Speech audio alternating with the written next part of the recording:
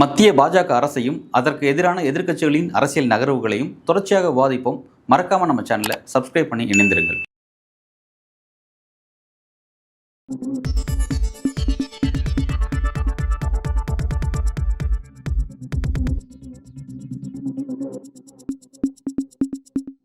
News focus Tamil நேயர்களுக்கு வணக்கம். தேர்தல் முறைகேடு புகார் நாட்டையே அதிர வச்சிருக்கக்கூடிய சூழல்ல கர்நாடகாவில் ராகுல் காந்தி பற்ற வைத்த நெருப்பு தற்போது கொழுந்துகிட்டு எரிஞ்சிட்டு இருக்கு. பீகார்ல எஸ்ஐஆர் விவகாரம் போயிட்டு இருந்த சமயத்துல டெல்லியில செய்தியாளர்கள் சந்திப்புல பேசின ராகுல் காந்தி பீகாரை தவிர்த்து நாட்டோட பிற தொகுதிகளிலையும் தேர்தல் ஆணையமும் பிஜேபியும் சேர்ந்து முறைகேட்டில் ஈடுபட்டிருப்பதா ஒரு பகிரங்க குற்றச்சாட்டை முன் வச்சிருந்தாரு. அப்போ அவர் குறிப்பிட்ட தொகுதிகளில் ஒண்ணுதான் கர்நாடகா மாநிலத்தில் உள்ள ஆலந்த் தொகுதி. இந்த கர்நாடகா மாநிலத்தில் உள்ள ஆலந்த் தொகுதிக்கு 2023 சட்டசபை தேர்தல் நடக்குது. இந்த 2023 சட்டசபை தேர்தலில் 6994 பேரோட பேரை நீக்கம் செய்யறதுக்காக அவங்களுக்கு தெரியாம விண்ணப்பிக்கப்பட்டிருப்பதா ஒரு பகிரங்க குற்றச்சாட்டை இப்போ அந்த தொகுதியோட எம்எல்ஏவா இருக்கக்கூடிய காங்கிரஸை சேர்ந்த BR பாட்டீல் மற்றும் பிரியங்கா கார்கே தேர்தல் ஆணையத்தில் முன்வைக்கிறாங்க. தொடர்ந்து தேர்தல் ஆணையம் இந்த புகாரை அடுத்து வாக்காளர் பட்டியலில் பேர் நீக்க நடவடிக்கை நிறுத்தி வைக்கிறாங்க. தொடர்ந்து தேர்தல் நடந்து முடியுது. அந்த தொகுதியில காங்கிரஸ் வெற்றி பெறுது. இதில் வெற்றி பெற்ற BR பாட்டீல் என்ன சொல்றாருன்னா, என்னை எதிர்த்து போட்டியிட்ட பிஜேபி வேட்பாளரை விட நான் வெறும் 10,000 ஓட்டுல தான் ஜெயிச்சேன். இந்த 6994 பேருமே தலித் மற்றும் சிறுபான்மையினர். அவங்க என்னோட ஆதரவாளர்கள். நான் ஜெயிக்கக்கூடாது அப்படின்னு என்னோட வெற்றியை குறி வச்சு இந்த 6994 பேரை நீக்கம் செய்யறதுக்கான ஒரு முயற்சி நடந்ததா அவர் ஒரு குற்றச்சாட்டை முன் வச்சாரு. இதைத்தான் டெல்லியில ராகுல் காந்தியும் குறிப்பிட்டார். தொடர்ந்து அவர் இந்த ஆலந்த் தொகுதியில 6000 பேரோட வாக்குகள் அவங்களுக்கே தெரியாம வாக்காளர் பட்டியலிருந்து நீக்கம் செய்யப்பட்டிருப்பதா ஒரு குற்றச்சாட்டை முன் வச்சாரு. இதை தொடர்ந்து கர்நாடகா மாநில அரசு இந்த விவகாரத்தை விசாரணை செய்யறதுக்காக ஒரு சிறப்பு விசாரணை குழு SIT ஃபார்ம் பண்றாங்க. இந்த SIT-யோட விசாரணையில தான் தற்போது பல திடுக்கிடும் உண்மைகள் வெளிவந்த வண்ணம் இருக்கு.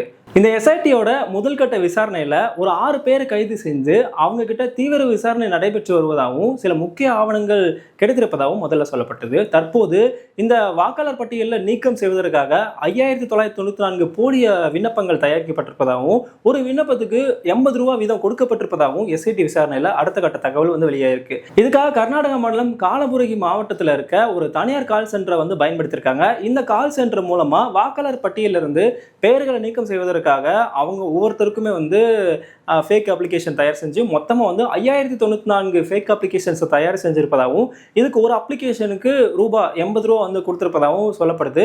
இது தொடர்பாக இந்த பணத்தை கொடுத்தது யாருன்ற கோணத்துல SIT விசாரணை செய்து வருவதா சொல்லப்படுது.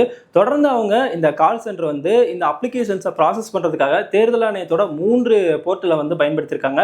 இதுக்காக அவங்க 64 லாகின் ஐடிகளை உருவாக்கியிருக்காங்க.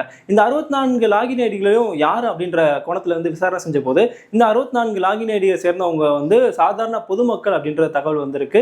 இப்போ இந்த 64 லாகின் ஐடியை உருவாக்கணும்னா ஒரு லாகின் ஐடிக்கு கண்டிப்பா ஃபோன் நம்பர் கொடுக்கணும், அதுக்கு OTP வரும். அப்போ இந்த OTP எப்படி வந்தது அப்படின்ற கோணத்துல விசாரணை செஞ்ச போது இந்த 64 பேர்கிட்ட கேட்ட போது அவங்களுக்கு OTP வந்ததாகவும் தெரியல, அவங்க கொடுத்த தகவலும் சரியா கிடைக்கல. அப்படின்னும் போது அவங்களுக்கே தெரியாம இந்த OTP எப்படி இவங்க எடுத்தாங்க அப்படின்ற கோணத்திலேயே SIT தற்போது விசாரணை செஞ்சுட்டு இருக்காங்க.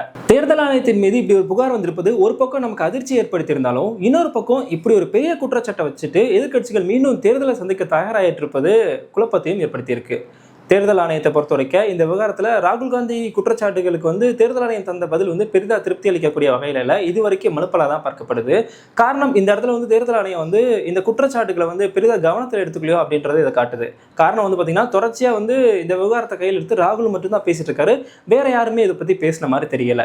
இந்த விவகாரத்தில் காங்கிரஸ் கட்சியில் இருக்க எல்லாருமே பேசணும். குறிப்பாக காங்கிரஸ் கட்சி மட்டும் இல்லை, இந்தியா கூட்டணியில் இருக்க எல்லா கட்சிகளும் இந்த விவகாரத்தில் ஒரே புள்ளியில் நின்னாதான் இந்த விவகாரம் கவனம் பெறும். மத்தியில் ஆளக்கூடிய அரசுக்கும் தேர்தல் ஆணையத்துக்கும் இது ஒரு அழுத்தத்தை கொடுக்கும். அதன் மூலமா மட்டும்தான் இந்த விவகாரத்துல ஒரு தெளிவான தீர்வை நம்ம காண முடியும். இந்த விவகாரத்துல எதிர்க்கட்சிகள் மற்றும் சில தன்னார்வ அமைப்புகள் உச்சநீதிமன்றத்துல சில வழக்குகளை தொடுக்கிறாங்க. உச்சநீதிமன்றத்துல சில இடங்கள்ல தேர்தல் ஆணையத்துக்கு நெருக்கடி ஏற்பட்டாலும் சில இடங்கள்ல உச்சநீதிமன்றத்திலேயே தேர்தல் ஆணையம் தனக்கான சுப்ரீம் பவரை பயன்படுத்தி வெளியே வந்துடுறாங்க. இப்படி உச்சநீதிமன்றத்தாலேயே கட்டுப்படுத்த முடியாத ஒரு அதிகாரம் கொண்ட அமைப்பா தான் தேர்தல் ஆணையம் இதுவரைக்கும் இருந்துட்டு இருக்கு. இவ்வளவு அதிகாரம் கொண்ட ஒரு தன்னிச்சையான அமைப்பு தான் இந்த தேர்தல் ஆணையம். அந்த அமைப்போட ஜெனியூனிட்டி மேல ஒரு சந்தேகம் வந்தா அதை எப்படி தீர்ப்பது அப்படின்ற ஒரு சரியான வழி நெறிமுறைகள் இங்க இல்லையா அப்படின்ற கேள்விதான் இப்ப நமக்கு வருது. ஜனநாயகத்தோட கடைசி நம்பிக்கையே தேர்தல் தான். அந்த நம்பிக்கையில தான் ஒவ்வொரு 5 ஆண்டுகளுக்கு ஒரு தடவை நம்ம வந்து ஓட் போட்டுட்டு இருக்கோம். அந்த தேர்தலை சரியா நடத்த வேண்டிய ஒரு பொறுப்பு தேர்தல் ஆணையத்துக்கு இருக்கு. அவ்வளவு பொறுப்பு கொண்ட ஒரு அமைப்பு சரியா தான் செயல்படுதுன்ற ஒரு தெளிவான நம்பிக்கையோட தேர்தலை நம்ம நடத்தணும். அதுதான் ஜனநாயகத்துக்கு ஒரு சரியான நடைமுறையாகவும் இருக்கும். இப்ப தேர்தல் ஆணையத்தின் மேல இப்படி ஒரு புகார் வந்திருக்கு. அது இதுவரைக்கும் தீர்க்கப்படாமலே இருக்கு. நாமளும் அடுத்த தேர்தலை வந்து சந்திக்க தயாராகிட்டு இருக்கோம். இது வந்து ஜனநாயகத்துக்கு சரியான நடைமுறையா இருக்காது. இனி வருங்காலத்துல இந்த அமைப்பின் மேல புகார் வந்தா அதை எப்படி தீர்ப்பதுன்ற ஒரு வழி நெறிமுறைகளை நம்ம உருவாக்கணும். அதற்கான சட்டங்களை நம்ம கொண்டு வரணும். அதுதான் ஜனநாயகத்துக்கு சரியான ஒரு நடைமுறையா இருக்கும். இந்த விவகாரத்துல உங்களோட கருத்து என்னன்றதை மறக்காம கமெண்ட் பண்ணுங்க.